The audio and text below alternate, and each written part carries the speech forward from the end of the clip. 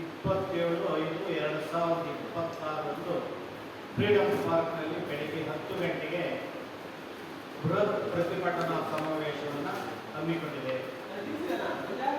ಈ ಬೃಹತ್ ಪ್ರತಿಭಟನಾ ಸಮಾವೇಶ ತುಂಬ ಐತಿಹಾಸಿಕ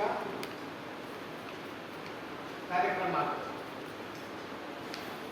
ಒಳ ಮೀಸಲಾತಿಯನ್ನು ಕೊಟ್ಟಿದ್ದೀವಿ ಅಂತೇಳಿ ಮುಖ್ಯಮಂತ್ರಿ ಸಿದ್ದರಾಮಯ್ಯ ಸರ್ಕಾರ ಬೀಗ್ತಾ ಇದೆ. ಒಳ ಮೀಸಲಾತಿ ಜಾರಿ ಆಗೇ ಇಲ್ಲ.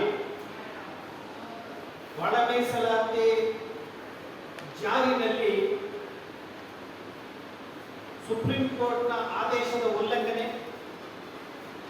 ಮತ್ತು ಅಸಂವಿಧಾನಿಕ ಮತ್ತು ಸಂವಿಧಾನ ಬಾಹಿರ ಹಾಗೂ ಅವೈಜ್ಞಾನಿಕ ಒಳ ಮೀಸಲಾತಿಯನ್ನು ಜಾರಿ ಮಾಡಿ ಭವಿಷ್ಯದಲ್ಲಿ ಕಾನೂನು ತೊಡಕನ್ನು ಉಂಟು ಮಾಡಿ ಒಳ ಮೀಸಲಾತಿಯನ್ನು ಜಾರಿ ಮಾಡಿದ್ದೀವಿ ಅಂತ ಹೇಳಿ 101 ಪರಿಶಿಷ್ಟ ಜಾತಿಗಳಿಗೆ ದ್ರೋಹವನ್ನ ಮತ್ತು ವಂಚನೆಯನ್ನ ಮುಖ್ಯಮಂತ್ರಿ ಸಿದ್ದರಾಮಯ್ಯ ಅವರ ಸರ್ಕಾರ ಮಾಡಿದೆ.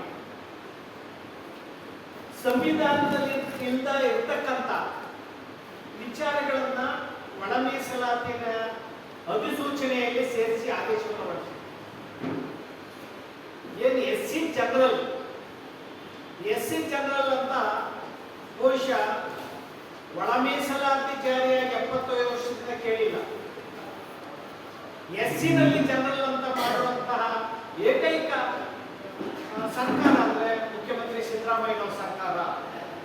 ಅಂದ್ರೆ ಒಳ ಮೀಸಲಾತಿನಲ್ಲಿ ರೋಸ್ಟರ್ ಹುದ್ದೆಗಳು 3ಕ್ಕಿಂತ ಕಡಿಮೆ ಇದ್ರೆ ಅದು 101 ಜಾತಿಗಳು ಕೂಡ ಆ ಹುದ್ದೆಗಳನ್ನು ಪಡೆಯೋದಕ್ಕೆ ಸ್ಪರ್ಧೆ ಮಾಡಬೇಕು ಅಂತ ಹೇಳಿ ಅದನ್ನ ಎಸ್ಸಿ ಜನರಲ್ ಅಂತ ಮಾಡಿದ್ದಾರೆ. ರೋಸ್ಟರ್ ಹುದ್ದೆಗಳು 3ಕ್ಕಿಂತ ಹೆಚ್ಚಿದ್ರೆ ಅಂದ್ರೆ 400 ಬಿಂದುಗಳನ್ನ ಮಾಡಿದ್ದಾರೆ. 400 ಬಿಂದುಗಳಲ್ಲಿ ಪರಿಶಿಷ್ಟ ಜಾತಿಗೆ 1, 9, 15 ಬಿಂದುಗಳು ಬರ್ತವೆ. 15 ಬಿಂದುಗಳ ಒಳಗಡೆ ಏನಾದರೂ ಹುದ್ದೆಗಳು ಅಥವಾ ಬಿಂದುಗಳು ಬಂದ್ರೆ ಅದನ್ನ ಎಸ್ಸಿ ಜನರಲ್, ಅದರ ಮೇಲ್ಪಟ್ಟು ಬಂದ್ರೆ ಒಳ ಮೀಸಲಾತಿಯನ್ನು ಒಳಪಡಿಸಿದ್ದಾರೆ. ಅಂದ್ರೆ 1, 2 ಹುದ್ದೆ ಮಾತ್ರ ಬಂದ್ರೆ ಒದಗಿದ್ರೆ ಲಭ್ಯವಿದ್ದರೆ ಅದು ಎಸ್ಸಿ ಜನರಲ್. ಪರಿಶಿಷ್ಟ ಜಾತಿಗೆ 3 ಗುಂಪುಗಳು ABC ಸ್ಪರ್ಧೆ ಮಾಡಿ ಹುದ್ದೆ ಪಡಿಬೇಕಾಗ್ತದೆ. ಆ ಸ್ಪರ್ಧೆ ಮಾಡಿ ಹುದ್ದೆ ಪಡೆಯೋದು ಇದೆಯಲ್ಲ, ಅದರಲ್ಲಿ ಕೆಲವು ಸ್ಪೃಶ್ಯ ಜಾತಿಗಳು ಪರಿಶಿಷ್ಟ ಜಾತಿನಲ್ಲಿ ಹೆಚ್ಚು ಆರ್ಥಿಕ ಮತ್ತು ಸಾಮಾಜಿಕ ಬಲಿಷ್ಠವಾದಂತಹ ಅಥವಾ ಶೈಕ್ಷಣಿಕವಾಗಿ ಬಲಿಷ್ಠವಾದಂತಹ ಜಾತಿಗಳು ಆ ಹುದ್ದೆಗಳನ್ನ ಪಡಿತವೆ. ಇನ್ನು ಅಲೆಮಾರಿ ಜಾತಿಗಳು, ಮಾದಿಗ ಮತ್ತು ಮಾದಿಗ ಸಂಬಂಧಿತ ಜಾತಿಗಳಲ್ಲಿ ವಿದ್ಯಾವಂತರೇ ಇಲ್ಲ, ಅವು ಹುದ್ದೆಗಳನ್ನು ಪಡ್ಕೊಳ್ಳೋದ್ರಲ್ಲಿ ಸಾಧ್ಯ ಇಲ್ಲ. ಹುದ್ದೆ ಸ್ಪರ್ಧೆ ಮಾಡಕ್ ಸಾಧ್ಯನೇ ಇಲ್ಲ. ಅಂದ್ರೆ ಆ ಹುದ್ದೆಗಳು ಯಾವ್ಯಾವ ಅಂದ್ರೆ ಗೆಜೆಟೆಡ್ ಹುದ್ದೆಗಳು, ಶ್ರೇಣಿ 1, 2 ಗೆಜೆಟೆಡ್, ಕುಲಪತಿಗಳು ವಿಶ್ವವಿದ್ಯಾಲಯದಲ್ಲಿ, ಕುಲಸಚಿವರು, ಪ್ರಾಧ್ಯಾಪಕರು, ಹೆಚ್ಚುವರಿ ಪ್ರಾಧ್ಯಾಪಕರು ಮತ್ತು ಉಪ ಪ್ರಾಧ್ಯಾಪಕರು ಮತ್ತು ಅನುದಾನರಹಿತ ಶಾಲೆಗಳು, ಜಿಲ್ಲಾವಾರು ಕೆಲವು ಸಂಸ್ಥೆಗಳು, ಹಿಂಗ ಅನೇಕ ಹುದ್ದೆಗಳು 1, 2 ಹುದ್ದೆಗಳು ಬಂದ್ರೆ 3 ಅವನ್ನ ಎಸ್ಸಿ ಜನರಲ್ ಅಂತ ಹೇಳಿ ಸರ್ಕಾರ ಮಾಡಿ 101 ಜಾತಿಗಳು ಸ್ಪರ್ಧೆ ಮಾಡಿದ್ದೀವಿ ಅಂತ ಹೇಳಿ ಈ ಒಳ ಮೀಸಲಾತಿ ವರ್ಗೀಕರಣ ಮಾಡಿದ್ದೀವಿ ಅಂತ ಒಂದು ದೊಡ್ಡ ಸುದ್ದಿಯನ್ನ ಬಿಟ್ಟಿದೆ.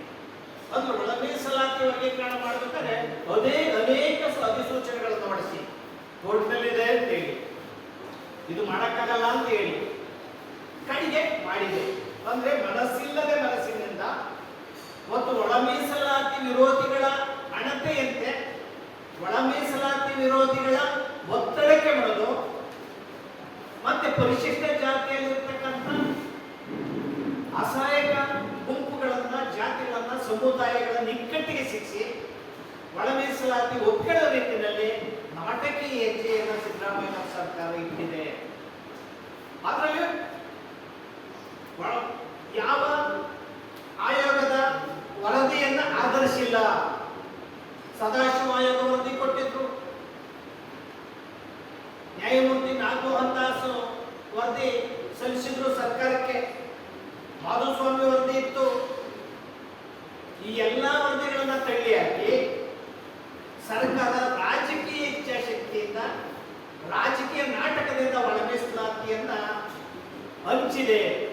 ಇದಕ್ಕೆ ಯಾವುದೇ ಬೇಸ್ ಇಲ್ಲ, ಅಂದ್ರೆ ಯಾವುದೇ ನ್ಯಾಯಾಲಯದ ವರದಿಗಳ ಆಧಾರ ಇಲ್ಲ. ಇದನ್ನ ಸಮಾಜ ಅಥವಾ ಕಳಕಳಿಯಿರುವಂತಹ ಜನ, ಮಾಧ್ಯಮಗಳು ಅಥವಾ ಶಾಸಕರು ಅಥವಾ ಮಂತ್ರಿಗಳು, ಸಮಾಜ ಸುಧಾರಕರು ಇದನ್ನು ಯಾಕೆ ಪ್ರಶ್ನೆ ಮಾಡ್ತಾ ಇಲ್ಲ? ಇನ್ನು ಅಲೆಮಾರಿಗಳಿಗೆ 1% ಅನ್ನ ವಿಶೇಷ ಸ್ಥಾನವನ್ನ ನಾಗಮೋಹನ್ ದಾಸ್ ಆಯೋಗದಲ್ಲಿ ಕೊಟ್ಟಿತ್ತು. ಅಲೆಮಾರಿ 59 ಜಾತಿಗಳು. ಆ ಜಾತಿಗಳು ತೀರ ಹಿಂದುಳಿದಂತ ಜಾತಿಗಳು. ಆ ಜಾತಿಗಳಲ್ಲಿ 101 ಪರಿಶಿಷ್ಟ ಜಾತಿಗಳಲ್ಲಿ 40 ಜಾತಿಗಳು ಸರ್ಕಾರದ ವಿದ್ಯಾಸಿರಿ ಯೋಜನೆ, ಪ್ರಬುದ್ಧ ಯೋಜನೆ ಅರ್ಜಿನೇ ಹಾಕಿದೆ 75 ವರ್ಷಗಳಿಂದ. ಆ ತರ ಜಾತಿಗಳಿದ್ದಾವೆ.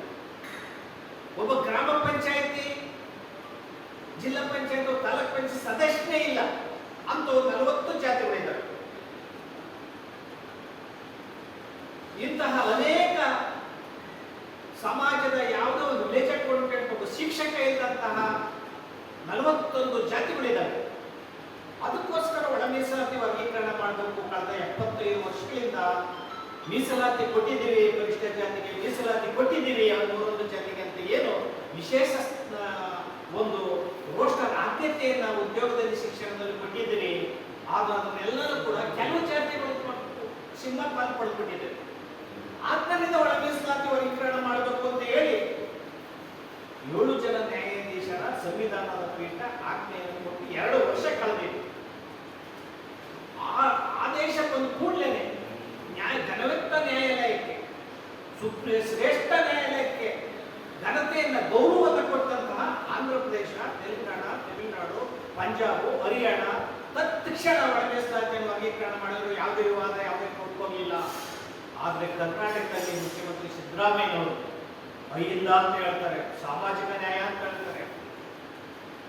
ನಾನು ರೆಕಾರ್ಡ್ ಮಾಡಿದ್ದೇನೆ, ಮುಖ್ಯಮಂತ್ರಿ ಎಲ್ಲ ದಿವಸ ಎಲ್ಲ ರೆಕಾರ್ಡ್ ಬ್ರೇಕ್ ಮಾಡಿ ನಾನು ಮುಖ್ಯಮಂತ್ರಿ ಹೆಚ್ಚು ಅವಧಿಯಲ್ಲಿ ಆಗಿದ್ದೀನಿ ಅಂತ ಹೇಳುವಂತ ಮುಖ್ಯಮಂತ್ರಿಗಳು ಯಾವುದೇ ಕಾರ್ಯಕ್ರಮದಲ್ಲಿ, ಯಾವುದೇ ಜನಪರ ಕಾರ್ಯಕ್ರಮದಲ್ಲಿ ರೆಕಾರ್ಡ್ ಅಂತ ಮಾಡಲಿಲ್ಲ. ದೇವರಾಜರವರು ಅವರು ವರದಿಯನ್ನು ಜಾರಿ ಮಾಡಿದರು. ಕನ್ನಡವನ್ನು ಮೊದಲನೇ ಸ್ಥಾನ ಮಾಡಿದ್ರು. ಇಂಥ ಅನೇಕ ಕಾರ್ಯಕ್ರಮಗಳನ್ನು ನಾವು ಮಾಡಿದ್ವಿ. ಸಿದ್ದರಾಮಯ್ಯ ನೀವು ಏನ್ ಮಾಡಿದ್ದೀರಾ? ಇನ್ನುಳಿದ ಒಳಗಡೆ ಕಾಂತರಾಜ್ ವರದಿನೇ ಜಾರಿ ಮಾಡಲಿಲ್ಲ.